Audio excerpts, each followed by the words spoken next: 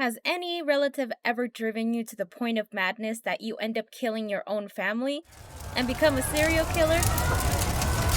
Yeah, me neither. Heracles, and his appearance in Record of Ragnarok. What did the creator take as inspiration from his story? What did they change or improve with their story? If driven to madness, will I kill my family? Yes. Heracles, also known as Hercules in the Roman version, but we will be focusing on the Greek version, is known for being a mortal, then a demigod, his strength and bravery, Hera's hatred and jealousy for him, and the numerous of adventures that he went on, but mostly known for the 12 labors of Heracles.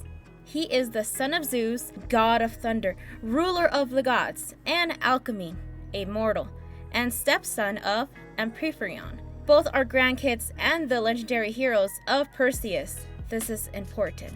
Keep that in mind. Now, how Heracles was conceived is fucked up. One night, Alcmene was home alone and then her husband, Amphitryon, arrived early from war. However, that was not her husband. Zeus had shapeshifted as Alcmene's husband and... Oh my. Then Alcmene saw Amphitryon arriving home and she's like, "Honey, how are you just arriving? We just had an amazing 3 nights together." Amphitryon, What? What the f? Some versions say Heracles was just the offspring of the affair, while others say he also had a half-brother by the result of what you would call superfecundation, which means that Alcmene carried twins by 2 different fathers. Heracles is the son of Zeus, and Iphicles is Amphitryon's son. Both were born in Thebes. Hera persuaded Zeus to swear an oath that the next born son of the Perseus house would become king. This was actually a trick. Hera decided to rush to where the birth of the twins Heracles and Iphicles, forcing Eileithyia, goddess of childbirth, to sit cross-legged with her clothing tied in knots. Meanwhile, she decided, we're gonna go with Eurystheus, increase the process of him born prematurely, making him king, replacing Heracles. Of course, Zeus was mad. What is he gonna do, go against his own oath? No, he's better than that. Originally, Heracles was given the name Alcides, but his parents ended up changing his name to Heracles either to mollify or to honor Hera, as a result of giving her respect because she is the goddess of woman, marriage, and childbirth. Obviously, that didn't sit well with Hera. As one of Hera's attempts to torment the twins, she sent 2 snakes to Heracles and Iphicles' crib. Iphicles, being the mortal twin, cried and was scared. Meanwhile, you have demigod Heracles going WWE on these 2 snakes, one on each hand, and strangling them to death as they were freaking toys. 2 versions say that Alcmene was afraid of Hera's revenge for the infant of Heracles. She either abandoned him in the wilderness to be rescued by, or was taken by Athena, goddess of wisdom, right side of war, and military victory. She brought him to Hera and Olympus. How Hera ended up nursing him, there's 2 versions. One, Hera didn't even recognize Heracles, and she ended up nursing him out of pity. 2, Athena placed Heracles near Hera's breasts while she was asleep, and Heracles started sucking on that titty. Yeah, that brother's starving. He sucked on that tata a bit too hard, hurting Hera, and she pushed him away, causing her milk to spray across the heavens, forming what is now known as the Milky Way. Now, with this divine boob juice, Heracles was able to gain his supernatural powers and the ability to become immortal. Like as if nothing happened, Athena brought little strong Heracles back to his parents. In Heracles' early life, he had the best mentors and teachers. Like, this kid was smart. His father, Amphitryon, taught him on how to ride a chariot, Autoclus in wrestling, Eurytus taught him in archery, and Castor from the Discuri twins, aka the Gemini twins, more children of Zeus, taught him fencing, and lastly, Linus in music and art. One day, Heracles was learning music from Linus. Heracles kept making mistakes, and Linus telling him, Now, are you a rusher, or are you a dragger, or are you gonna be on my fucking time? then killed his music teacher, hitting him on the head with a chair or with a lyre.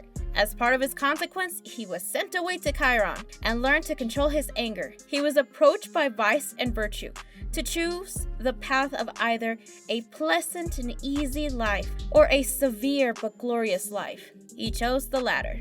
Heracles' first adventure took place when he was 18, and he killed the lion of Cithaeron and wore its skin and holding a club. Then King Thespius was so impressed that he gave away his 50 daughters to sleep with Heracles. You are a god! Producing boys and a girl. A god, I say! His first wife was King Creon's daughter, Megara. In some versions, he had 3 to 8 children with her, but there's only 3 names that I found: Thermiscius, Creontides, and Dicion. Hera's jealousy and anger led her to struck Heracles with madness, going completely berserk. One version states that he did kill both of his kids and Megara. The second version, he just killed his kids, but Megara could not handle being around him afterwards. Once again, Heracles had to go away to cleanse himself. He goes to the Oracle of Delphi and asks for help. He was informed to go and serve under King Eurystheus. How does that name sound so familiar? Remember the son who Heracles be born prematurely and took Heracles' place as king under the house of Perseus? Yeah, that's him. King Eurystheus ordered the 12 labors upon Heracles. The traditional order by the Bibliotheca by Pseudo Apollodorus: slay the Nemean lion that's attacking the city of Nemea with his bare hands. Slay the 9-headed Lyrinian Hydra, a fire-breathing monster with multiple heads. Capture the Cretian hind, a sacred animal to Artemis. Capture the Erymathenian boar that was running loose in Sulphis. Clean the Eugian stables in a single day, home to 3,000 cattle with poisonous feces. Slay the Stymphalian birds terrorizing a forest near Lake Stymphalia. Capture the Cretan bull, father of the Minotaur, that was laying waste in Crete. Steal the mares of Diomedes. Trained by the king himself, Diomedes was feeding it human flesh. Obtain the girdle of Hippolyta. She was the queen of the Amazons, given to her by her father Ares, god of war. Obtain the cattle of the 3-bodied giant Orthreus. Steal the golden apples of Hesperides. And lastly, capture and bring back Cerberus. With everything he has done, his death is quite sad. Nisus tried to capture Deianira, Heracles' second wife. So he's pissed, fires an arrow at Nisus, filled with poisonous blood of the Lyrinian Hydra. Now, Nisus told Deianira that either she has competition, possibly he still loves Megara, or Heracles is going to fall in love with other women. So she ended up giving Heracles a blood-soaked shirt filled with the same poison. This caused Heracles an immense amount of pain, tearing his skin where you can see the bone. This is when his father Zeus shows up and tells him to subscribe to Asumifire and follow her on Twitter to save him. Wait, no, that's wrong. Actually, a pier was built and only Philoctetes agreed to light the pier with Heracles. It was the only way to get rid of the pain.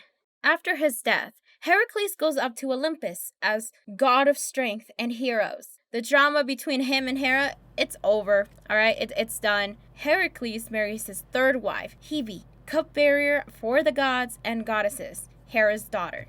And they both had 2 sons, Alloceres and Anitzius. In round 4, a record of Ragnarok, representing the gods, the famous demigod Hercules, and representing the humans, the infamous serial killer Jack the Ripper. Justice versus evil. Hercules, however, is one of the few divine beings who believed humanity should not be eliminated. Hercules would fight for the gods, as that's his role as a god, but he will never stop for his love and respect for humans. You notice that I've been saying Hercules instead of Heracles. Here's the thing. I watched the anime in English, and I kept wondering, why are they going with the original Greek myth, but they keep using the Roman name? お久しぶりです。ヘラクレス兄様。曰くヘラクレスと。 Big claps to JP for sticking to the proper name. Yes, I know. He is commonly known as Hercules in the West, but still, as Hercules and Jack the Ripper fight against each other, we first hear the story of Hercules. Hercules was born as Alcides in Thebes, in Greece around 2000 BC. His friend Castor was in trouble as bullies tried to rob him. Alcides says stop, and he confronts them. The boy had too much confidence as he lost against them and appears to always lose. Castor always wondered and finally asked, why do you keep joining fights that you're not going to win? Clearly, you're weak as hell. Alcides simply replies, what they were doing was wrong. Alcides stood in the vanguard and would fight for what is right. Later on in his life, the same annoying bullies reach up to him, suggesting, if you really want to be strong, then dude, you must drink ambrosia. But just so you know, you're more than likely to die. So Alcides trains throughout his entire life, picking up the hardest path only to gain strength to protect the weak. Now, during God's council, they decided to punish humanity. Ares brought his heavenly army to Thebes. The citizens are scared and wondering what's going to happen. It is only Alcides that stood up against Ares, easily kicked away, is not ready to give up. Ares tells him to stand down and his life will be spared. But Alcides speaks up against Ares and the hypocrisy of the gods for its supposed self-righteous behavior. Alcides then shows he has ambrosia and drinks the entire jar. Despite feeling the terrible pains that he has, he gains the strength of a god. Alcides destroys Ares' army on his own and goes one-on-one with the god of war. Then Zeus intervenes. Noticing the situation, he offers Alcides to be a god, saying that leaving someone like him on Earth, it's gonna be bad. Alcides is like, alright, I'll agree with you. Only if the gods vow down to never harm humanity again. Zeus says, yes, my boy, but only if Alcides leads the path of righteousness. Before his earthly death, he needed to complete the 12 labors in order to become a god. During Alcides' ascension ceremony, Zeus gave a new name to Alcides after his wife, Hera, known now as Hercules.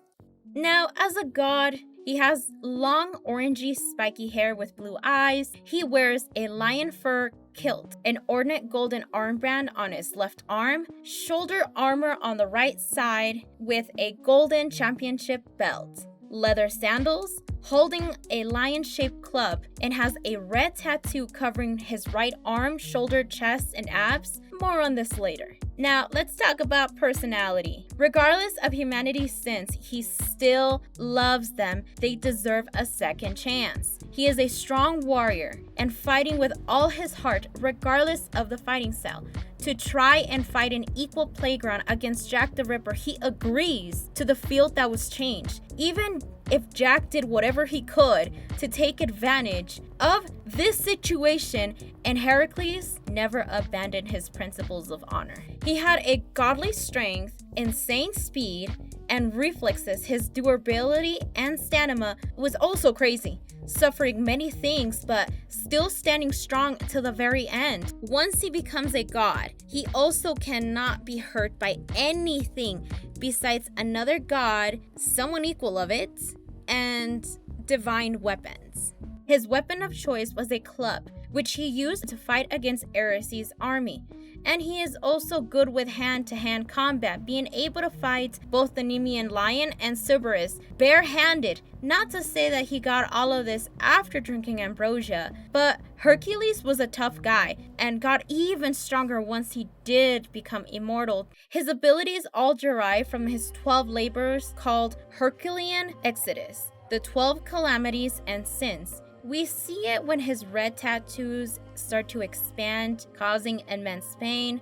If it spreads across his body, that's it. He is dead. His first labor, Nemean lion, earth-devouring roar. The head of Heracles' club turns into the Nemean lion allowing him to smash into the ground with a huge amount of force, causing an enormous shockwave. Number 6. Symphilian bird, breeze-calling bird. The head of Hercules' club turns into the Symphilian bird, producing a powerful gust of wind when swung. The 7th labor, Cretan bull, hove a raging bull. Hercules' club turns into the Cretan bull, but we don't know what it does. Last, and the 12th labor, Cerberus, hound of Hades, disaster from the underworld. Hercules throws his club in the air, summoning Cerberus, and fuses it with it. His hair grows to his lower back, obtains characteristics of Cerberus like sharp fangs, claws, fur on his back. His tattoo turns black and expands continuously, allowing him to do Achilles' heroes, great hero blow. Hercules focuses power on his right arm, rowing, and performs a powerful punch with a tremendous amount of force. We don't see the other labors, so I am guessing they would be similar to the real myth.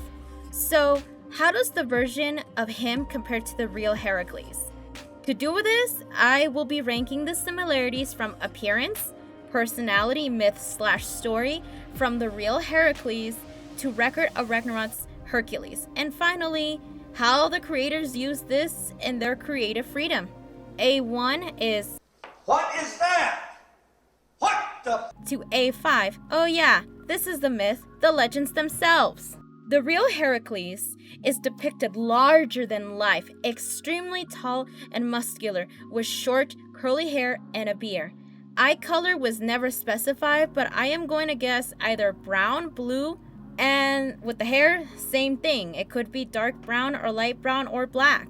We see depictions of Heracles painted in these jars that is called amphora, either fully naked or partially naked. And if he is partially naked, he would wear the skin of the Nemean lion on his head. Record of Ragnarok's Heracles, I'd say fits very well. He is depicted insanely tall and muscular. He is wearing a lion fur kilt. He doesn't have a beard. His hair is extremely long.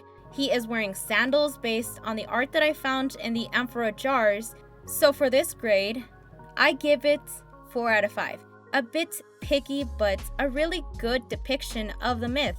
The real Heracles' personality was described mostly when he was young to adulthood. He did have his rage moments, but he did feel bad, and he would complete tasks to purify himself. But he is known for going berserk and mad, and he killed his family or anything at any other inconvenience. Record of Ragnarok's Hercules' personality is depicted a very charismatic, hopefully forgiving and full of justice type of guy. He never once fell in a moment of rage. Are they both similar with their personality? Hell no. They still had their warrior spirit, and I guess you can say righteousness anger, but it's not the same. Myth Heracles is about redemption for his actions, with Hercules is more about being just and righteousness. My grade for this, 1 out of 5.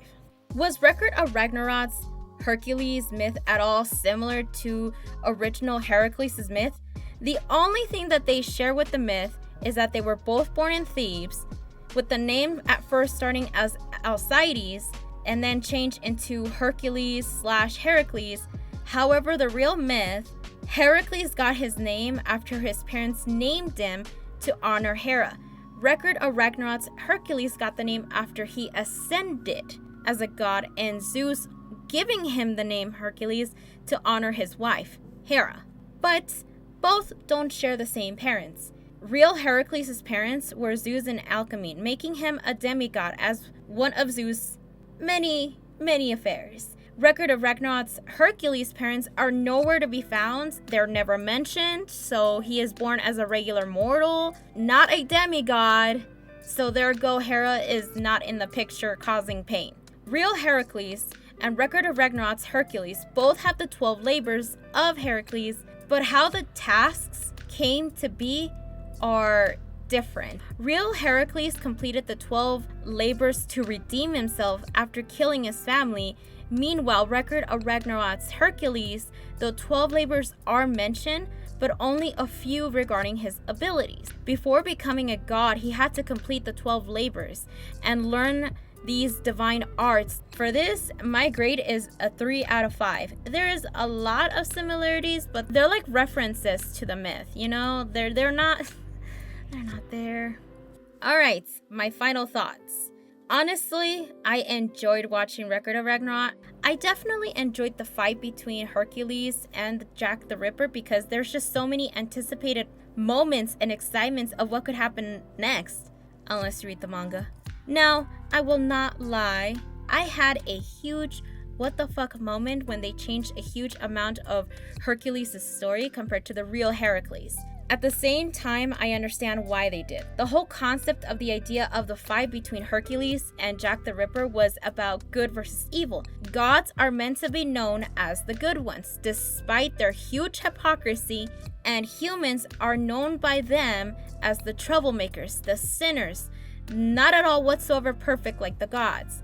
So Hercules' story was changed to being a mortal man who became strong and muscular to protect the weak, and then becoming a god in exchange of humanity will forever be untouched by the gods. So my grade overall for Hercules and Record of Ragnarok is a 3.5 out of 5. There's a lot of similarities, and his appearance I would say is super spot on, but there were like so many differences in the story and personality to say that they were the same, but not close enough.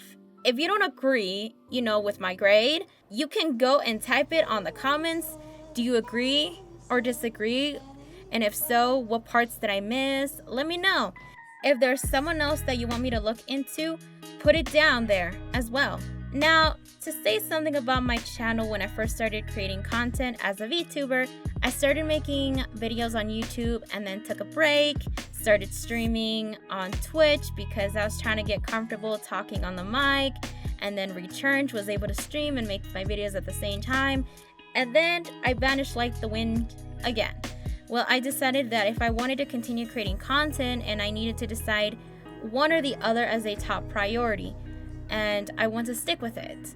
So I will be focusing, as I feel that YouTube is my path, and I want to stick with it. I will stream occasionally on Twitch, but I think that the days that will remain the same are my Fate Fridays. So those ones are over there at 4 p.m. MST, and if time changes, then I'll post it on Twitter.